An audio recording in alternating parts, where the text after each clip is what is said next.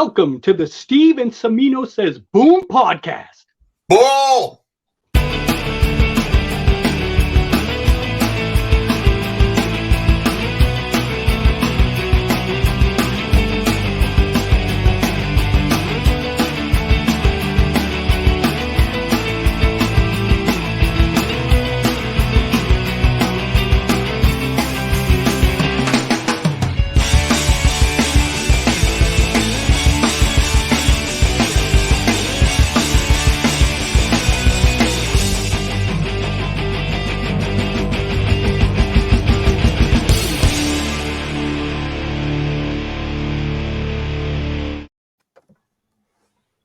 Hello, welcome everybody. I'm John Cimino with my co-host here. And my name is Steve. Steve says boom.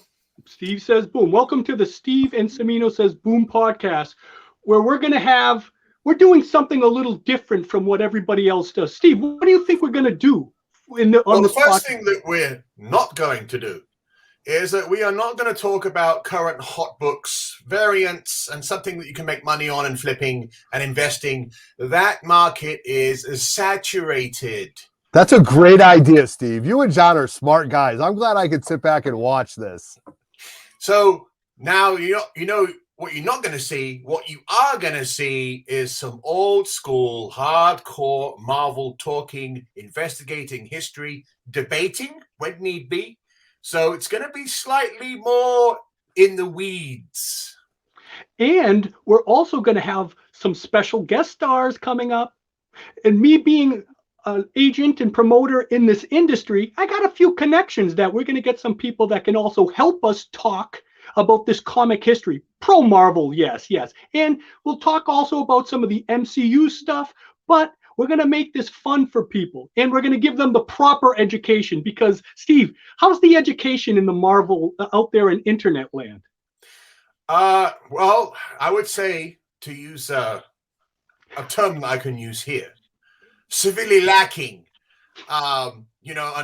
Obviously, if people are tuning into various podcasts or whatever it is they're tuning into, they're hearing the same thing over and over again. And they're experts now on Gwenpool, Deadpool, Pigpool, Dogpool. They're experts on that. However, if a storyline pops up, that refers to work done by previous masters, they are completely unknowing. They're like, wow, this is brand new. This writer's doing great work. Wow, this is revolutionary.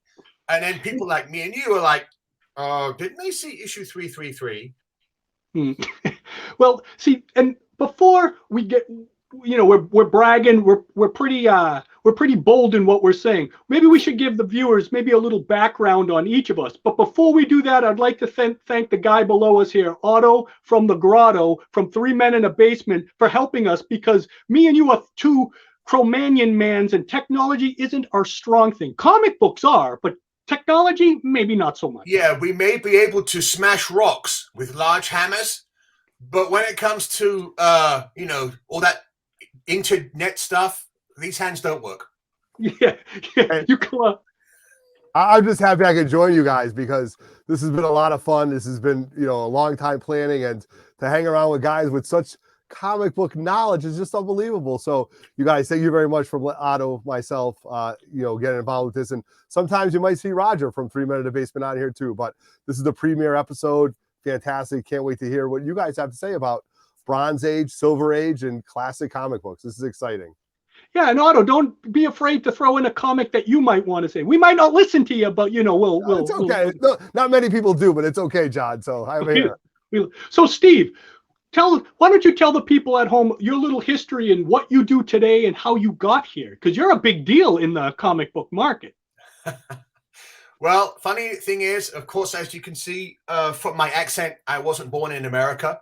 And that when it comes to comics, that is very detrimental. I was late to the game. When I was a young kid, my parents moved me out to South Africa, where there is some bush and some dirt. That's all there was. When we came back to England, I was doing other things. I didn't have my first exposure to comic books until 1980. So in 1980, I'm over a friend's house. We're going to be going on a school trip to France. And he goes, well, why don't you just stay over my house and then, we can leave from my house together. I'm like, okay, great. As two 12-year-olds do, we're messing around, gets to a certain time at night, and the parents are like, okay, TV off, time for bed. And I was like, oh, okay. But my friend, his name was Barry, he said, oh, no. He goes, we're not going to go to sleep yet. I was like, oh, really? What are we doing? He pulled a massive case out from under his bed and just opened it up, and it was full to the brim with hundreds and hundreds of comics. Wow. Now, of course, these were the English reprints. These were not original American comics, but these were the English reprints, the Mighty World of Marvel, Spider-Man Weekly. Anyone who knows, who's been around this business for a while knows what I'm talking about. In England, we started off with the reprints. But quite quickly, those beautiful, flashy color covers hit my eyes. And I was like, what is this? Who is that? And he basically became my Yoda. And I would point to a character and he would sit back and go, well, that's Galactus. And he eats planets. And I was like, what do you mean he eats planets? He goes, well, let me explain. And you talk about the Fantastic Four. You talk about this stuff. So as I got out some comics and I was reading it. First time I saw the Thing. First time I saw the Hulk. First time I saw a lot of characters. And I was just amazed. I was amazed. Now, unfortunately, we didn't have that much time. We only had about an hour.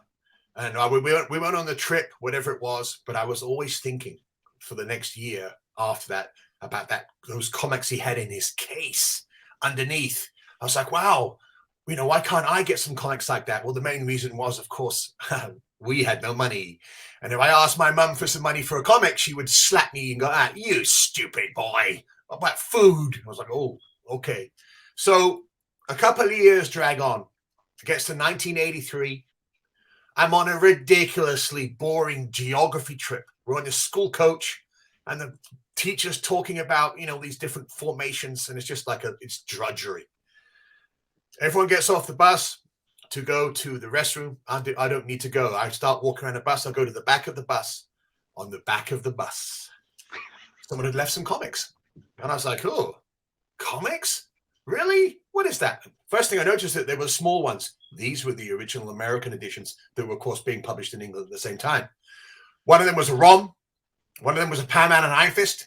In actual fact, I remember the numbers. ROM 44, Pan Man and Iron Fist 101, and Conan the Barbarian 147. Ooh. Isn't that amazing? I can't even remember for last week, but I remember that.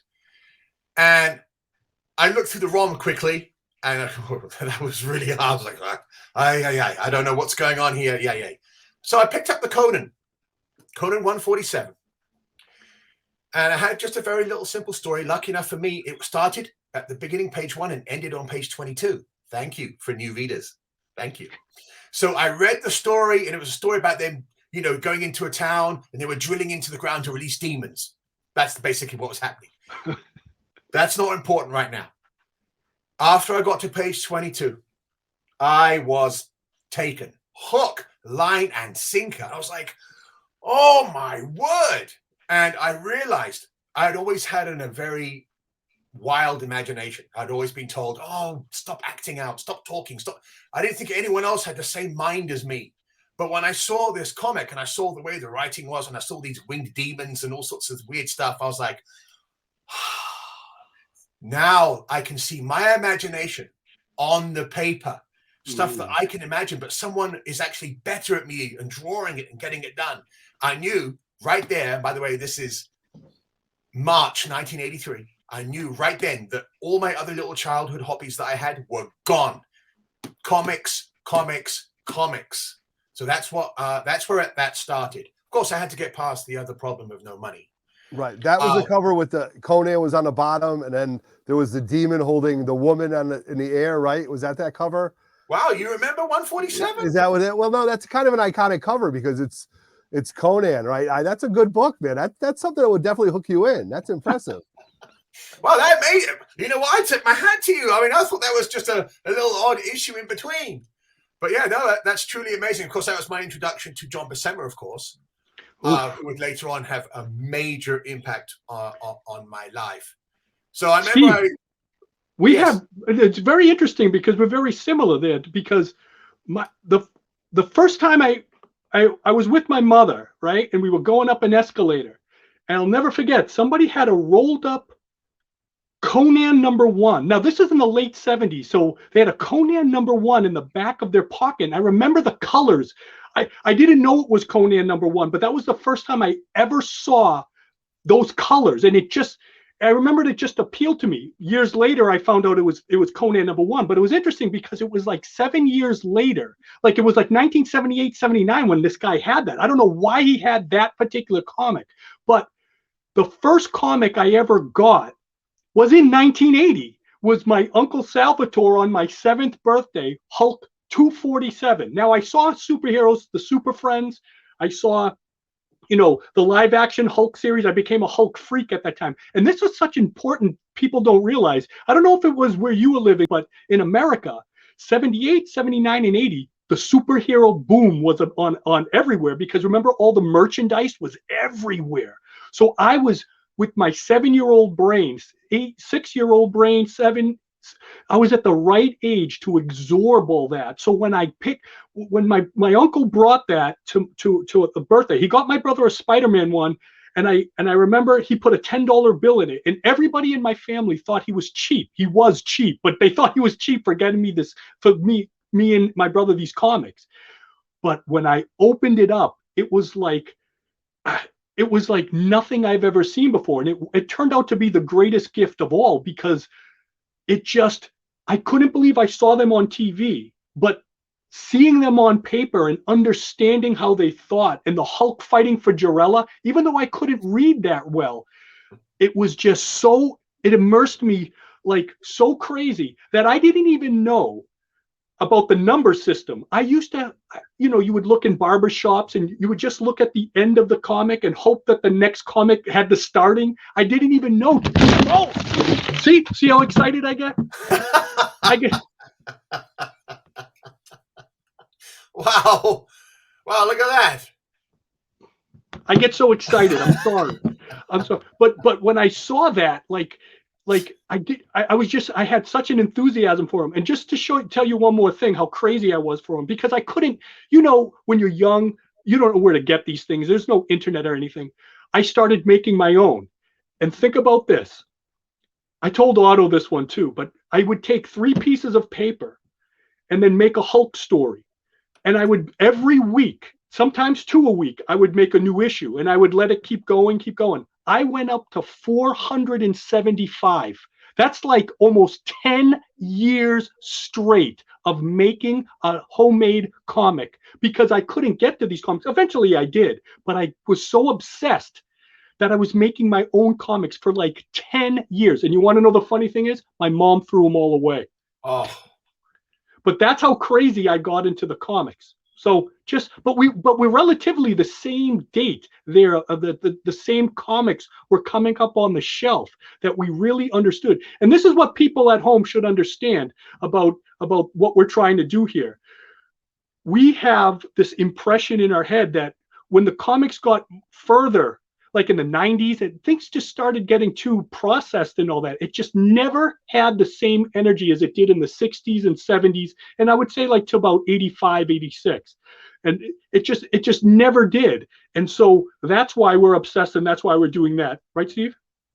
Yeah, it's definitely there's definitely a bond whenever you meet a fellow reader collector of a similar age, when you can say, oh, I started reading at this time, I started reading these stories, and then immediately it's like, oh, I read the same thing. You're like, well, you did?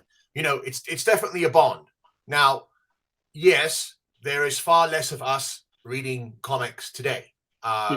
Most of us moved on, we gave on, and the reasons why we moved on are numerous, of course. Either the content or life itself took over, and like, okay, I can't do that anymore.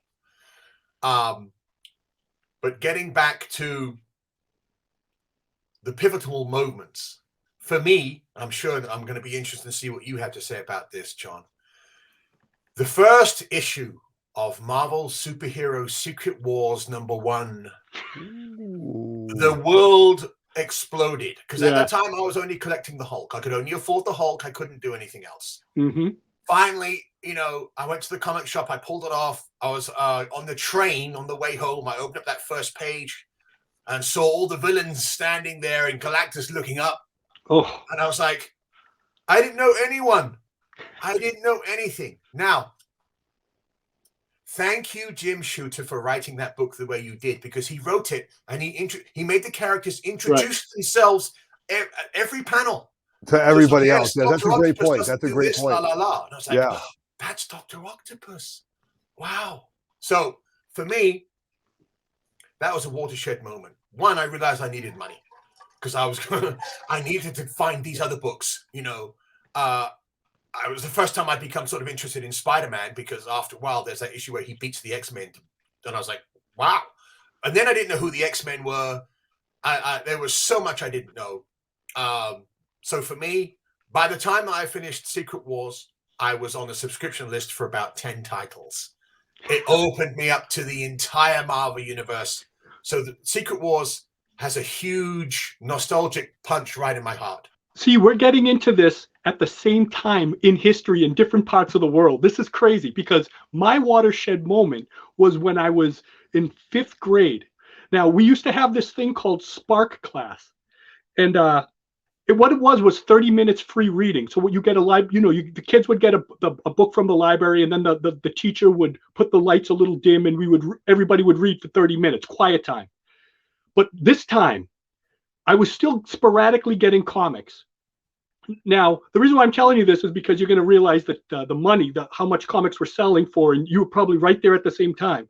But I brought in an Iron Man 131. It was the Hulk versus Iron Man. Remember that cover? Yes. So everybody's taking out their books that they got from the libraries, those paperbacks.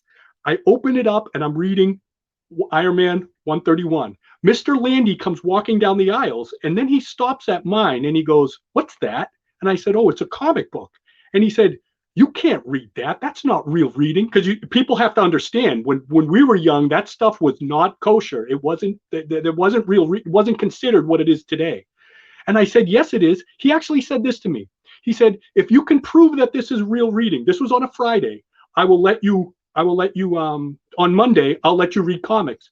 So that weekend, I got my friend Joe, and I drew this huge thing of all the superheroes that I'd known and all that stuff. But back then I was reading, I also read like Marvel's Greatest Superhero Battles. Like I had a comic book shop that had a lot of this stuff. So this was right in the mid 80s.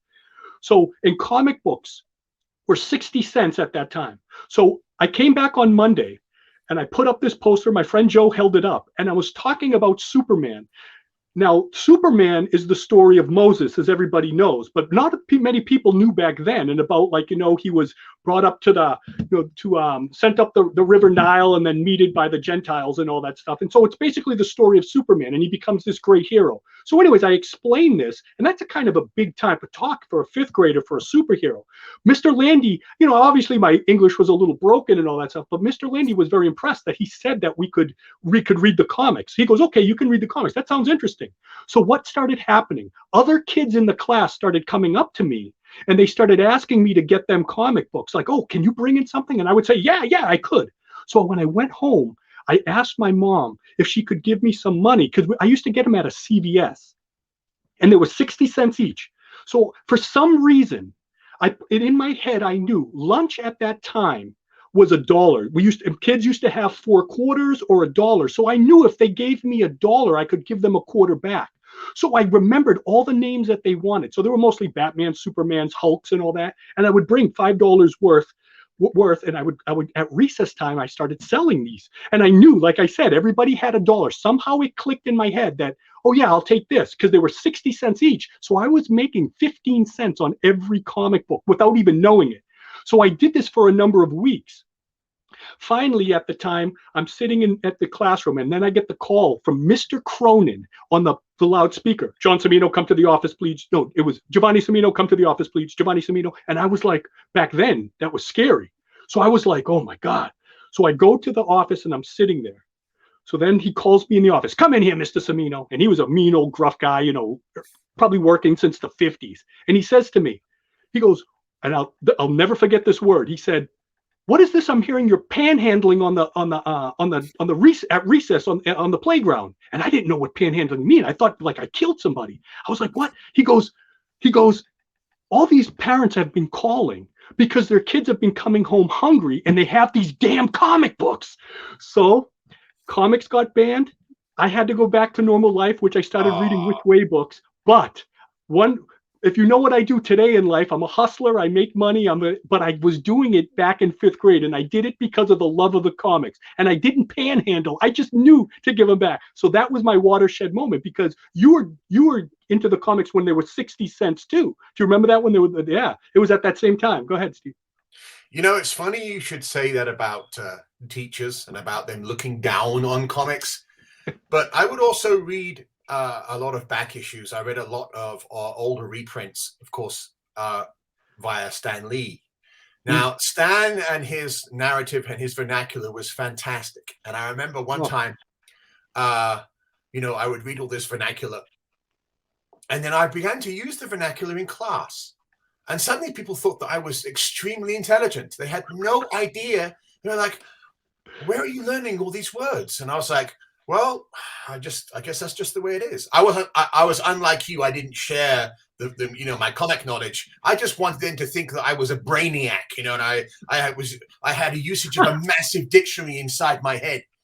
And my proudest moment was I read a story. It's actually Hulk Annual 5, and it's written by Chris Claremont, and it features all the old pre-hero monsters.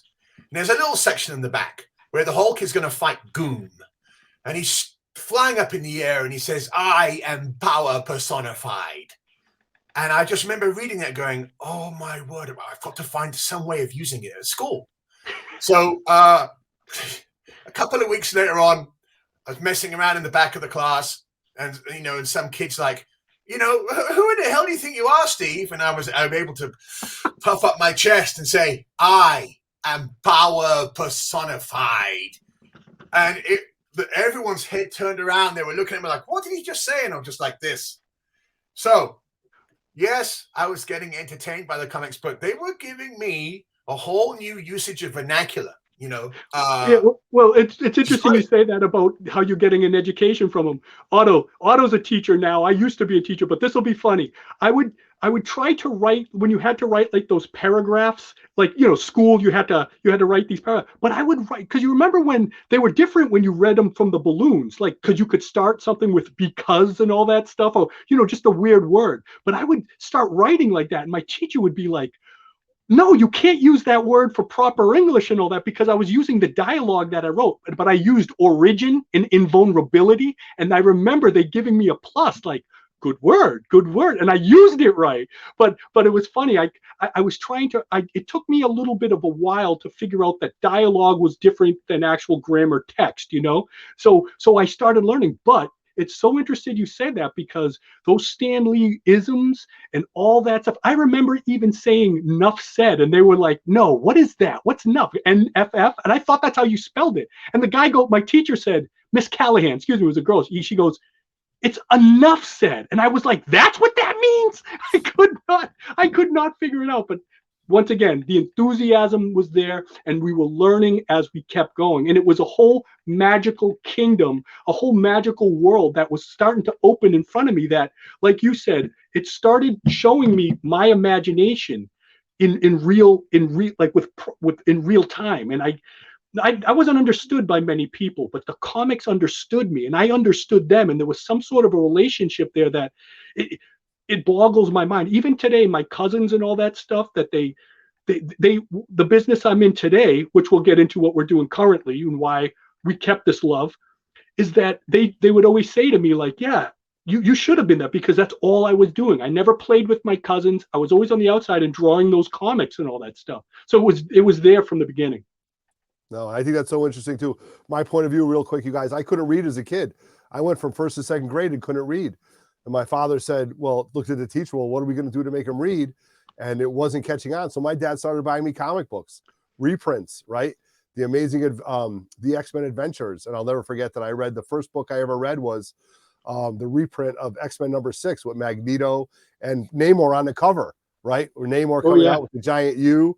I mean, I read that book 7 Ways from Sunday, and probably because of that book, I can read now. So everybody has their story, man. That's great and very interesting. But it's funny. My parents are from another country, so they couldn't speak the language that well. So what was so great about that is they let me read the comic books. They were encouraging me because I was learning American, like the English. They loved that I just read, and I read vivaciously, like everything. Go ahead, Steve.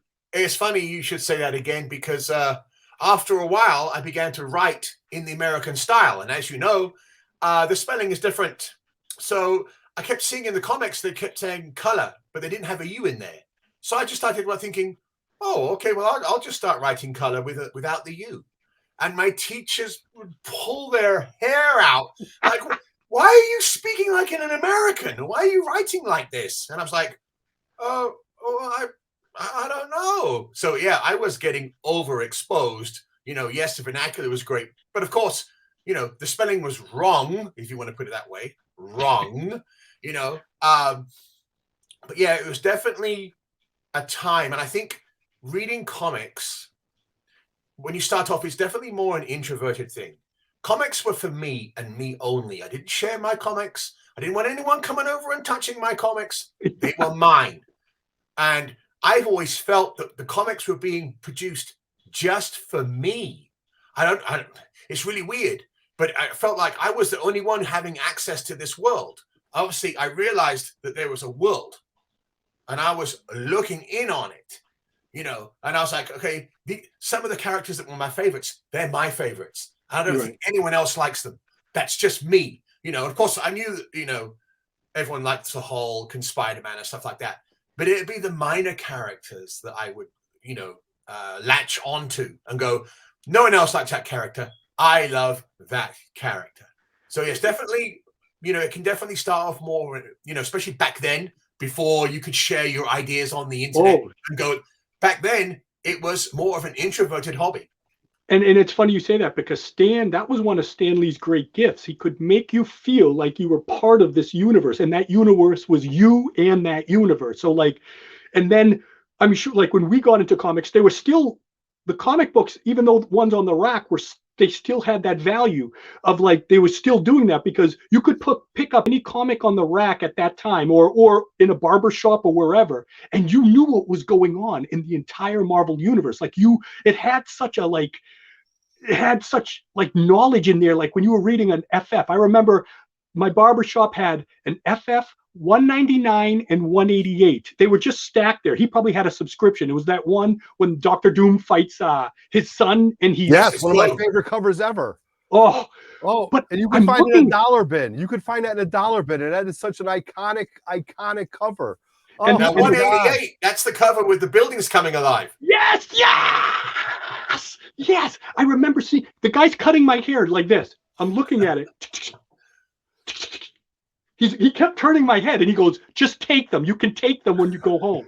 But he let me take them. But when you open that up, you knew what was going on in the universe, because you also had those Hostess fruit pie ads and stuff, and even the ads for the toys. For some reason, it all gelled together, and it was all that universe that, like you said, it was just for you, but you knew what was happening in it. Even though you didn't know what was going on in the comic or this other comic, you just knew what was going on. Yes. Now, of course, we're in a position where we've basically, either read it or seen it or own it via reprint or original. But back then, when you would see a panel and it would have a footnote, see Marvel Team Up 47, and you didn't have that issue. Oh boy. I'd be like, and that's when I made a decision. I made a bold decision. A year after I had begun collecting, that I was going to get a complete Marvel Universe set. If there was going to be a flashback sequence or whatever it is, I wanted access to it. Now to do that, I needed knowledge. What was I going to do? So I'm at school, and at the time I was sort of like a jock type, like a big guy, and I had to hunt out comic readers. So I let it be known. I was like, do you know anyone that reads comics? And I kept hearing the same name. Well, you need to speak to Richard Smith. Oh, Richard Smith. Richard Smith has the biggest comic collection in town. So finally, I met this little guy. He was tiny. He was about 2'2". And I was like, do you read comics? And he goes, I have the biggest comic collection in town. And I was like, wow. He goes, tomorrow I'll bring in some extras for you to take a look at. You know, and I was like, wow. So he bought in a bag. It was a rubbish bag. You know, so these were just these like duplicate stuff that he had hanging around. And there was about 50 comics in there. 50. Oh. He plonked them down. 2 issues, screamed at me. Thor 291. Ooh. With all the Eternals and Asgardians fighting Odin and Zeus on the cover. Yeah, you did. And then perhaps the most pivotal book of my life up until that time. It was a strange comic. It was called The Official Handbook of the Marvel Universe Book of the Dead. Oh, the Book of the Dead, yes. Yeah. So different. The Google for our time, right? The Google of our time. Yes. So I looked at Richard and I was like, what is that? And he goes, it's a guidebook that lets you know, who's dead. And I was like, you mean characters really, like, they stay dead? So anyway, I opened up the comic and the first page I just flipped open. The first page I saw was Thanos. And I was just like, and I started to read a little bit. And then I kept looking at the picture, and then I turned to Richard Smith, and I was like, "Oh my, why is he dead? You mean I'm never gonna get a chance to see this guy in action?" I said, "He looks incredible. Oh my god!" And he went back on his haunches like that. Well, let me tell you about Thanos. And then I got turned to stone. I was like, "What's Marvel doing on? What are you talking about?" Yeah. I was in horror. So I realized then, for people like me. My previous hobby, by the way, was World War II and tanks, military vehicles. So everything that I did was I would buy reference books, technical books. I knew the lengths, widths, and heights of all the tanks. I was they must have the same thing in comics. They must have it. Now, they didn't have it previously, but I was just arriving at the right time. Yeah. They had just finished the first volume, 1983 of Volume 1. Yeah. Just as I was beginning to get some money, just as the first comic shop had been open in my town for a year, they released the official Marvel Index to the Amazing Spider-Man. Oh, yeah, that's when the indexes were coming, yeah. Oh, and the official Marvel Universe Handbook Deluxe series, the big 68-page one. Yeah. I took those home and just read and read and read. And that's when I learned stuff. The terminology about continuity, flashbacks to an event that didn't happen before, flashbacks to an event that, was reprinted before. My knowledge was exploding. That's where I learned. That's where I Marvel learned. Universe. That's where I learned tons. Tons was 2,000 pounds because lift press. Yes, and me and my brother would compete like, oh my God, the Hulk only lifts 90 tons. But then when you read a little further, but when he gets angry, he can lift well over 100 tons. And then we would look to see who was stronger, or Thor. Thor was 95 tons. We were like, oh my God, that's where we. To put all perspective. But for me, though, what was fun about those, because I was buying those off the rack. Yeah, me too. They were all connecting covers. They were all connecting, which to me was brilliant because you would just see who was coming up. And then you would open it up, and then you would see Elektra was done by Frank Miller, or you saw Dave Cockrum did this character, or you would see who did John Byrne did this character. And I love those books to this day. I gobble them up every time I see them. I can sit there and stroll all day through them because those were the first books that after I got them off the shelf, I would get them off the shelf. Do you remember they made them in those paperbacks, in those like not paperbacks, but those trades? That was a lot of money for me too. They were like $8.99. Yes. I had to get them. Yes. I landscaped. I worked, that's when I was in Cape Cod, because there was a little comic book store up the street, and it was called Park Nostalgia. It was just this little place, but they had, I remember the Watchmen being on sale there too, but they had the little, that trade of the Marvel Universe. I couldn't believe they put it all together, because trades weren't, those weren't that common back then. No. And when I saw that, I was like, holy moly. And I got every single one. That was a big paid. That was a lot of money I spent on that. but I did it. I worked my ass off and I got all those trades. And after I sold off my collection throughout the years, I kept that for a little bit longer because it had such sentimental value to me, because I never spent that much on like comics at the time. Yeah, that was a lot. Trade. You could have bought 3 comics or 4 comics for one of those. So that's a big deal. It's like, okay, so Steve, that's a good indication of what we do in our passion. Let's tell since we're going to have to go very soon, let's tell the people what you do today and how you kept all that passion and turned you into the Herculoid that you are today. Well, we all go through the period where we're comic collectors, and then sometimes we either transition into becoming professionals, either an artist or a writer, or when that fails because you're not good enough, you become a comic dealer, retailer. And you usually start off working in a comic shop, as a small little minnow, just floating around the floor, earning some money in trade. So I began working in the comic industry in 1993. Mm. And that was, of course, the biggest selling year in history. Everyone was buying comics. The whole thing was going crazy. And I worked in a warehouse at first. I worked in a warehouse for almost a year. Luckily enough, I worked in an amazing warehouse, and the owner had been selling comics since 1957. Oh, he had basically everything.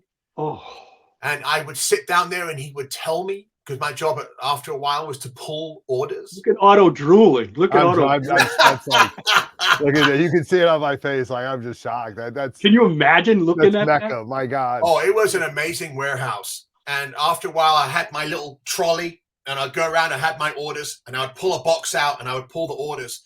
And I began to notice that he had stacks of issues.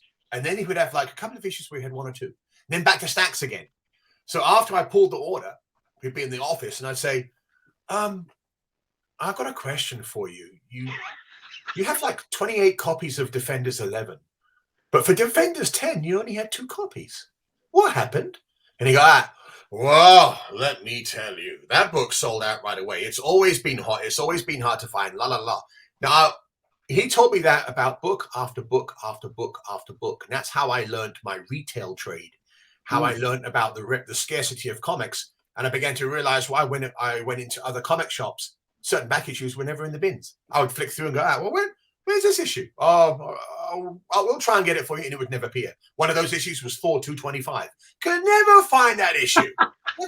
Where's Thor 225? So luckily enough, after a year of working in the warehouse and getting that type of experience, I moved behind the counter. Ooh. I was in California. I was in a place called Torrance in California. And the comic place was called Silver City Comics. That was my first chance behind the counter, which was the most scary thing in the world. When I was standing behind the counter and a customer was coming up and he was going to put a stack of books down. I had to use the till. And I was like, make a mistake and then but by 1994, 1995, I was sort of pretty experienced, and I worked in comic retail, even through the crashes. I worked all the way up in comic shops until early 1999. And then after that, I transitioned out to working, basically at shows only, working with another partner. And then I worked by myself for a while.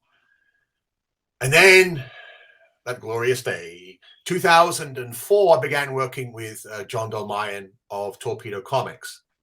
And once I started working there, I started to get sort of a reputation, because by 2004, I was not this new kid anymore. I'd been around, I'd seen it, I'd done it, I'd met nearly all the creators, and I was beginning to get a reputation. And, since then, I became an Overstreet comic book advisor, which was one of the proudest moments of my life, especially meeting Robert Overstreet, and then after that, I got hired to work on the Pawn Stars as their comic book expert. And so right now, I'm 54 years old. I'm sort of well-weathered, very well-read, a little bit opinionated, I will say so. A little bit opinionated. But right now, that's where I am. So I enjoy it when a youngster comes up to me and they're like, well, I've been reading this and then I can say that famous line, which I know John would love to say. Well, when I was a kid, you should have seen what I was reading. So, I mean, that's the situation that I'm in right now. So it's funny because I had a bunch of jobs and all that, but I sporadically started working in some comic book shops too. Now, Otto, you might know a few. I worked at Bats Entertainment for a long time in Worcester, Mass. And then I worked at the comic shop in New Hampshire. It was in Manchester, New Hampshire. And then I always was doing like, the stacks, I always loved to just be around the comics. So even though I was in the warehouses and lifting up all that stuff, it was just being around that stuff because I did a lot of hard labor in my early years and all that. But going to the comic book shop, and I used to in New Hampshire at the comic shop, I only worked Wednesdays because I worked in a hospital at that time. But just to see, I was just so good at work, and I like to talk to the people, and I was more pro Marvel, but I could encourage them to buy stuff. And then John, the owner at that, would used to tell me like, oh yeah, keep talking to them. They want to buy that. And I go, I remember Thor #1 coming out with the John Romita Jr. stuff. And that's how I met Keith Gleason later on too. I worked at this place called, I forget another one, but I met Keith, who actually does the Mighty Mascots, and he runs the Plastic City Comic Con, and he worked at a different store, and we just talked on the phone. If he had a comic I needed, we could save one. So we did that for a number of years, but then eventually I got out of it, and so I got into teaching, and my life kind of went into a direction I didn't want it to go, but then I just had this epiphany. I had all this memorabilia. Because I was collecting comics and I was collecting all the toys, and I used to keep them in the boxes. Steve, I was so obsessed with the comics and the toys that I used to not take them out of the box, and I used to put them all over my room and play store with myself. Do you believe that? In my room? Because I loved to have all the Migos and everything. So anyways, so I started back in 2013. I just had enough of teaching and all that, and I finally quit, and I got a job writing for contributing articles to Back Issue magazine. So that kind of gave me a spur of like, you know what, I want to get out of teaching. I looked at all my memorabilia and I said, it's time for the heroes to give me something back. I have to, all the money, all that time I invested in them. I had so much memorabilia. It was incredible. So I started selling them at shows and I started making money. Hey, Otto, first show I ever did, 2013, was a Super Mega Fest. Was it really? Oh man, yeah. There you go. And I made a ton of money, and I felt good because I didn't know if I could ever let these things go because they mean so much to you. But it felt good selling them. So then I started doing that more and more and more. But so then when I was writing for Back Issue, all of a sudden I noticed that I had a lot of creators on their Rolodex, and so when I started thinking about it, was like, hey, I started knowing some of the promoters around Boston Comic Con, Jimmy and all that. But I would think like I would actually call those people up, and I would be like, hey, how much are you for a show? I can get you here. And I just wanted to be close to those creators and maybe get them a show. I wasn't thinking of making any money, but I did see Roy Thomas's name in there. When I saw Roy Thomas's, it was like, see, what people don't understand is I started slowly writing to Roy, just correspondence. And when I was writing for my blog, I would show him stories and some things I wrote. And sometimes he would write back advice. Sometimes he wouldn't. I started marking it on my calendar. So ready for this, Steve? You talk about crazy. For 5 years, I was writing to Roy, and little by little, he was starting to talk to me a little bit more. I would put on the calendar, okay, he didn't contact me, so in 2 weeks, I'm going to write him an email here. And he would give me advice and all that. But the dialogue started opening up more. Then finally, a friend of mine, he came, he was starting a comic, he was starting a show, and he knew I was talking to Roy Thomas. And I would tell people, oh yeah, I'm talking to Roy Thomas. I wasn't really talking to him that much. We were just emailing him. But in 2014, what people don't realize is that he retired from the business. He got screwed over by some promoters. He just didn't want to do it anymore. So when I gave him this offer and we kind of broke the ice after a little while, like, I said to him, I can get you this, this, and this. And he goes, okay. He goes, okay, it came. So in 2015, we went to a show. He showed up and he was standing. When I saw Roy, I mean, Steve, like when I saw Roy, I was like, Otto, and I'm still like, there is like it was just like this God. I remember seeing Stan Lee. I never saw Kirby, but I saw other creators. They always had such an impact on me. But seeing Roy Thomas right next to me, and I said to him, I go, Roy, it took me 5 years to get you here. And he goes, it did? He goes, he didn't even realize all the sweat and tears I was doing on the other side. But when he was next to me, and then he got everything he wanted, 100%, he said, hey, if you got any more shows, we'll do another one.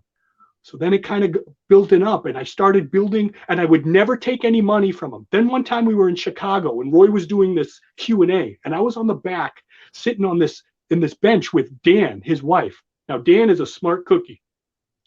She looks at me and she goes, okay, John, what's your story? And I go, what? She goes, what's your story? She goes, you're not asking for any money and you're making all these sacrifices. What are you doing? Why? And I told her this.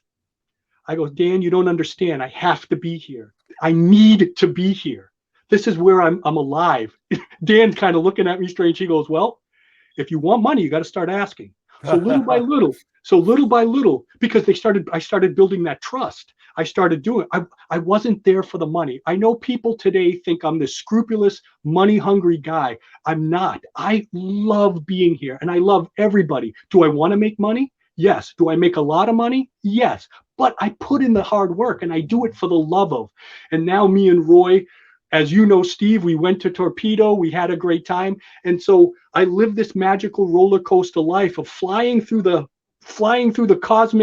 cosmos and walking those rainbow bridges with one of the greatest writers to ever live, period. And just talking to Roy, meeting Stan Lee through Roy and all these other creators and living this roller coaster life is what led me here today. So I write for all these magazines, but this is what I want me and Steve to bring people at home, that I want them to tune into the Steve and Cimino Says Boom podcast, is that passion.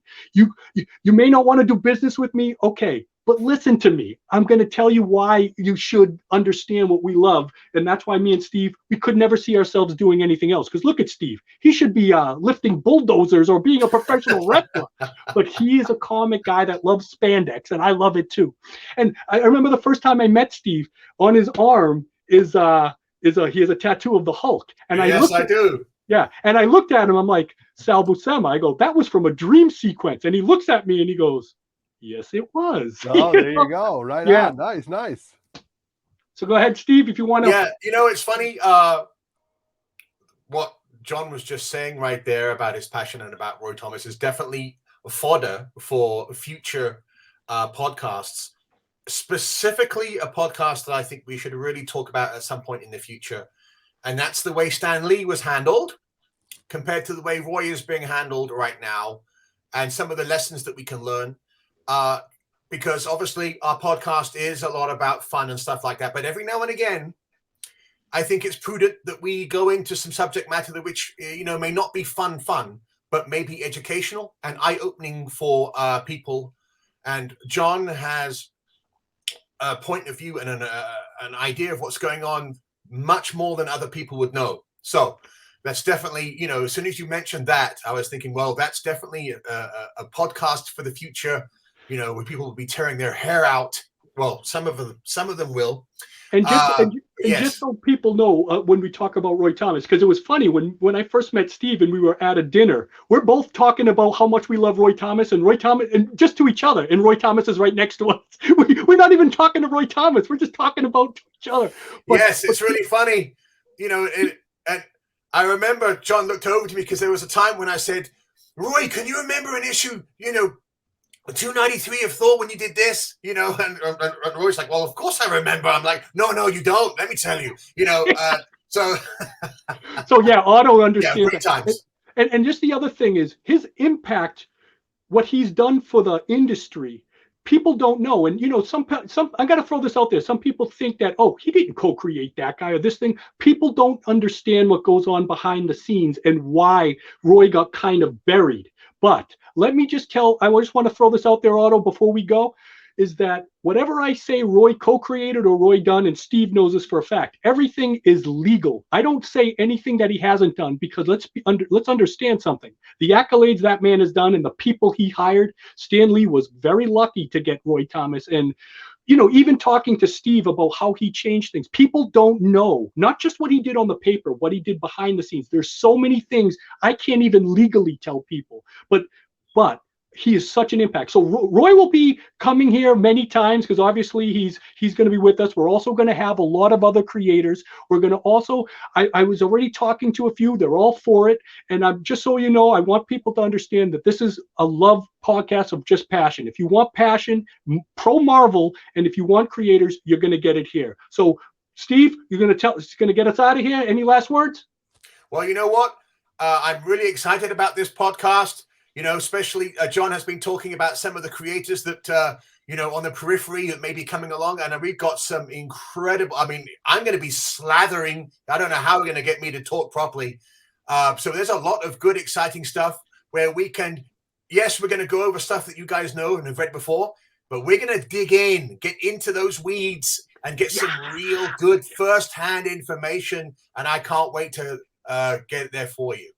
So thank you, everybody. And Otto, once again, 3 Men in the Basement, thank you so much for this. And I know Otto, when I have the guests and all that stuff, he's going to be here. He's going to act like, right now. Tell Roger he's going to be here. I can see that he's out already. He's out. Yeah. That's it. I'm trying so hard to keep my mouth shut during this, but this has been a great podcast. You guys have absolutely lit this on fire. What a great and thank you and Roger for helping us out. And we want you guys to tune in to the Steve and Cimino Says Boom podcast. Right, Steve? That's right. Tune in, and it's going to be a big boom every week. Boom! Boom.